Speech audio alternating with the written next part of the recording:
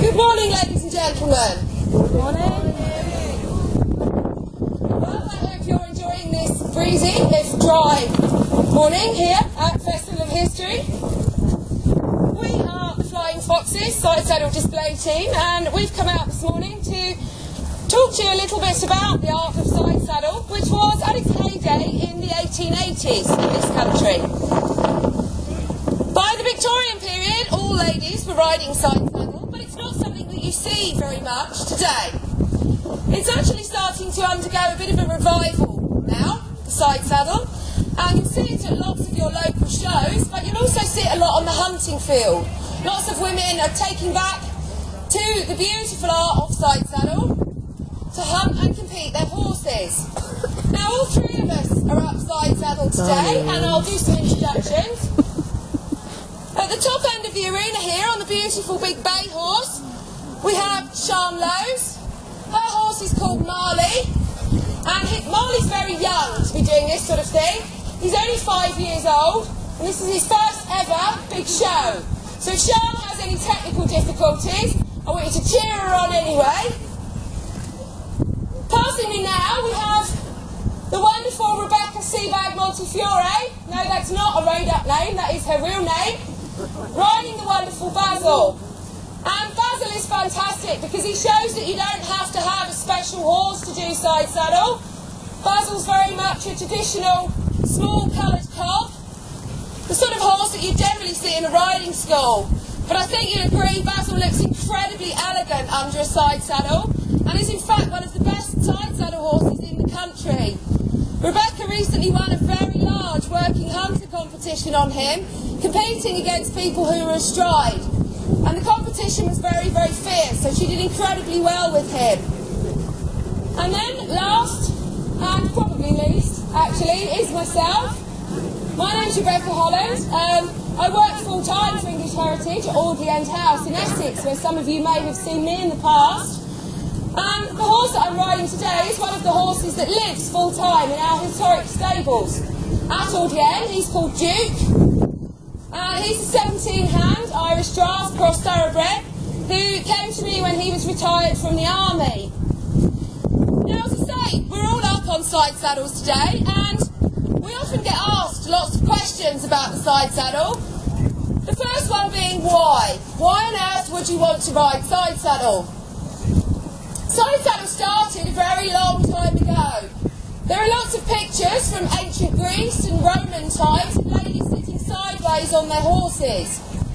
But when I say sitting sideways, that's exactly what they did. They sat facing the side.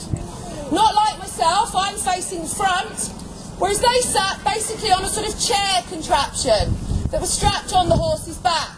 And they had to hold on very tight because those type of saddles are actually very uncomfortable. And they would be led everywhere by a man. They wouldn't steer or control their own horse, they would be led around. By the 16th century, however, a lady called Catherine de Medici had started to make the forward seat popular, which is how we still ride today. Facing the front, holding our own reins and steering our own horses. Now, in terms of how we ride side saddle and why, the main reason why we ride side saddle is for comfort. Underwear for ladies is actually quite a new invention. The Victorians really were the people who popularised wearing underwear. Previous to that, ladies didn't wear anything at all under their skirts. And if you can imagine riding a horse with bare legs on either side of the saddle, it would be incredibly uncomfortable, which is why today when we ride astride, we wear trousers with reinforced knees and long leather boots. But with bare legs, it's very uncomfortable to ride astride. And also, modesty. If you're not wearing any underwear and you've got a big long skirt on and you're trying to get on the horse astride, as you go to throw your leg over the horse's back, there's a very good chance of people getting to see things that you maybe wouldn't want them to see. So it's much easier and far more modest for a lady just to be lifted up onto her horse and sit sideways so she's not exposing herself in public, because that would never do. Now, talking of exposing herself in public, nice young ladies never ride side saddle without a skirt on. But luckily for you all here today, I am neither nice or young. So I'm now just going to fold my skirt up for a moment and ride down past you so you can see how our saddles work. We have two horns or pommels on the saddle. My right leg sits around the top one, my left leg pushes up into the bottom one, which is known as the leaping head. That's a new invention, that came in around about 1830. Previous to that, ladies did jump, but not very successfully.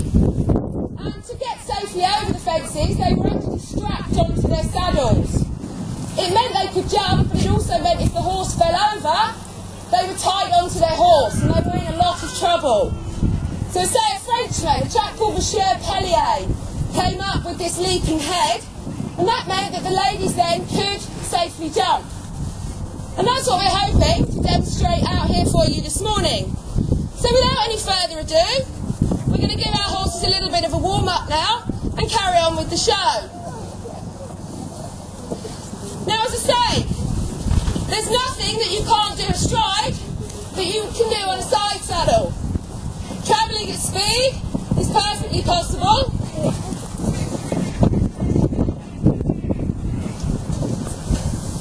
From a fairly sedate canter to a slightly less sedate full hunting gallop.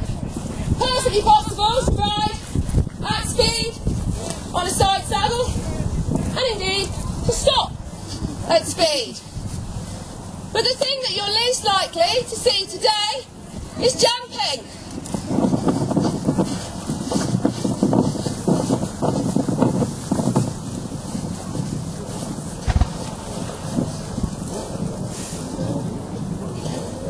Now, as I'm sure you're all aware, this year we've had a royal wedding. So, we've themed our show somewhat. Oh, well done. Got there in the end. We've themed our show, rather, along the lines of a street party to celebrate the royal wedding that we've had this year. Definitely, yeah.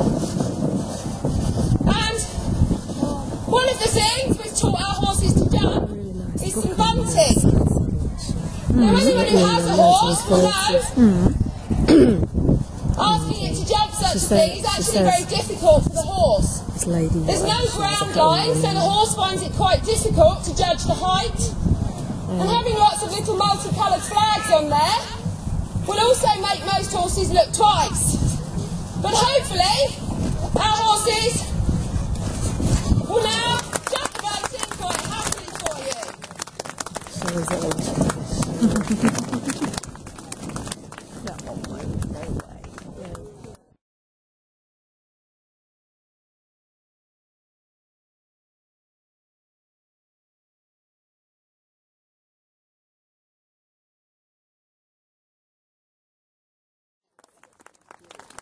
Quite often on the hunting field, people don't wait politely.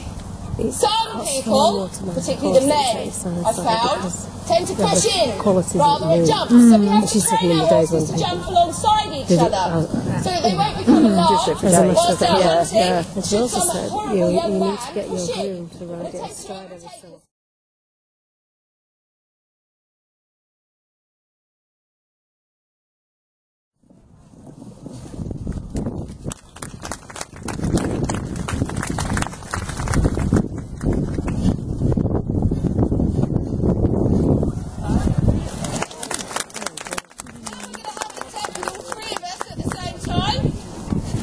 We'll see how that goes. Which side would you like to go on, Sharp?